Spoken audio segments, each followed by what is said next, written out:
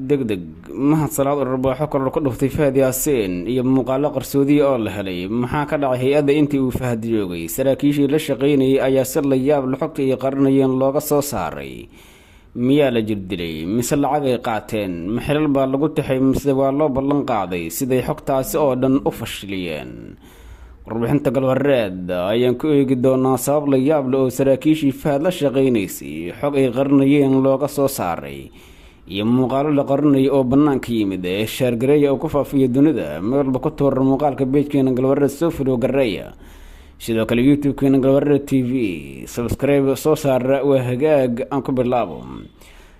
mahad salaad taliyaha hay-adda nabad sugidda ee hadda xilka la wareegay ayaa si la yaab leh muuqaalo iyo sire ay qarinayaan uga soo saaray saraakiishii la soo shaqeeyey Fahad Yaasiin Xaaji Daahir wuxuu adeegsaday xeerar la yaab leh oo aan laga filay inuu adeegsan doono iyadoo dowladda xasan sheekh maxamuud arrintan haddii ay kusii socoto ay guul ka gaari karto saraakiisha ayaa baahiyey xog ay qarinaysay xukuumaddii madaxweyne farmaajo Fahad Yaasiin uu dhowaan maruu warbaahinta la hadlay uu kaga digay saraakiishaas inay la wadaagaan mahad salaad xeerar la yaab leh oo dadku ka anfarreen ayuu adeegsaday mahad si uu xogtaas u helo waxaana bannaanka yimid muuqaalo iyo xogo waaweyn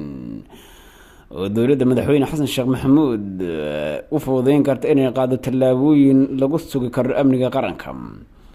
saraakiishii ugu sarreeyay hay-adda nabad sugidda iyo sirdoonka qaranka ayaa mahad salaad la wadaagay xogo la yaab leh oo la xiriira hay-addan shaqadeeda iyo kiisas waaweyn oo dhacay intii uu Fahad Yaasiin Xaaji Daahir talada dalka joogay haddaba sidee xogtan looga soo saaray saraakiishan mahad salaad ayaa dhowaan kulan uu la qaatay saraakiishii madaxweyne farmaajo iyo Fahad Yaasiin la soo shaqeeyay wuxuu u ballan qaaday inuu siinayo xilal waaweyn isku shaandhayn uu sameeyey maalin ka hor ayuu mahad salaad xilal sarsare ugu dhiibay saraakiishii la soo shaqeeyay Fahad Yaasiin gaar ahaan kuwii ugu awoodda badnaa sidaas daraaddeed waxay soo bandhigeen xogo la yaab ku noqday hay-adda iyo mas-uuliyiinta cusub ee dowladda shacabkuna aysan wax warraba ka hayn waxay soo bandhigeen saraakiisha hay-adda nabad sugidda muuqaalo ay hay-addu duubtay oo la xiriira sidii loo sugayay amniga qaranka sidoo kale waxay la wadaageen dukumentiyo dowladdii madaxweyne farmaajo ay kaadisay oo bulshada ka qarsoona iyadoo mahad salaad ay la wadaageen xogo waaweyn oo amni oo dalkan ka dhacay iyo sida ay u fuliday hay-addu arrimahaasi waaweyn hay-adda sirdoonka qaranka saraakiishii ka tirsanaa gaar ahaan cabdulaahi dheere oo ahaa sargaal si weyn Fahad Yaasiin iyo farmaajo ugu dhowaa ayaa loo magacaabay xil sare oo muhiima arrintaasi ayaa sababtay in saraakiishii ka hooseeyey isaguba ay si toosa usoo bandhigaan sirihii ay qarinayeen waxay baahiyeen muuqaalo qarsoodi ah oo hay-addu ay duubtay kuwaasi oo Fahad Yaasiin uu ka qarinayay bulshada iyo saraakiishii hadda la wareegtay xilka uu mahad salaad uu kow ka yahay muuqaalada waxaa kasoo muuqanaya kiisas dhowr ah oo dalka ka dhacay kiiska garaan tahliil iyo siduu u dhacay ayaa ka mid ahaa xogaha ay saraakiisha hay-adda nabad sugidda iyo sirdoonka qaranka baahiyeen sidoo kale kiisas kale ee la baahiyay waxaa ka mid ah sidii loo daleeyay xildhibaanad aamine maxamed cabdi oo ahayd sargaalad ama xildhibaanad ka tirsan dowladdii federaalk ee Soomaaliya iyadoo u tartamaysay kursiga hob 135 lagu dilay magaalada beledweyne ee xarunta gobolka Hiiraan mahad salaad ayaa hadda wada isku shaandhayn ballaaran oo ku sameynayay saraakiisha ciidamada dowladda Soomaaliya waxaana la yaab noqotay sida ay uga falcelisay dowladda madaxweyne xasan sheekh maxamuud in saraakiisha hay-adda nabad sugidda qaranka ay soo bandhigaan xogtan ay qarinaysay dowladdii madaxweyne farmaajo saraakiishan ayaa jebiyey fariin uu dhowaan usoo diray Fahad Yaasiin oo ahayd in mahad salaad aan la wadaagan xogta hay-adda qaranka maadaama markaas uu ku eedeeyay inuu yahay sargaal ka tirsan ururka al-shabaab sidii hay-adda nabad sugidda iyo sirdoonka qaranka hadda u shaqeynayso markaad eegto waxaa markaasi laga dareemi karaa in hay-adda mas-uuliyiinta loo magacaabo aysan weli la qabsan shaqada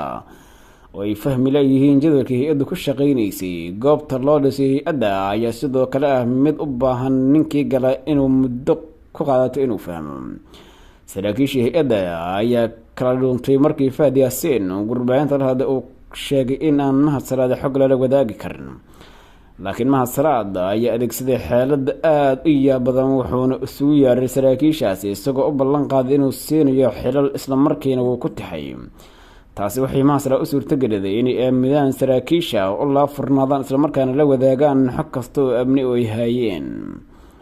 hay-adda nabad sugidda iyo sirdoonka qaranka soomaaliyeed ee nisa ayaa in ka badan 3 sano ama 4 sano waxaa joogay Fahad Yaasiin oo ka talinayay. xilligaasi waxay ahayd hay-addaasi xilliga ay ugu awooda badneed guud ahaan Soomaaliya dhexdeeda, gaar ahaan wadamada Geeska Afrika ayay waxay ka mid noqotay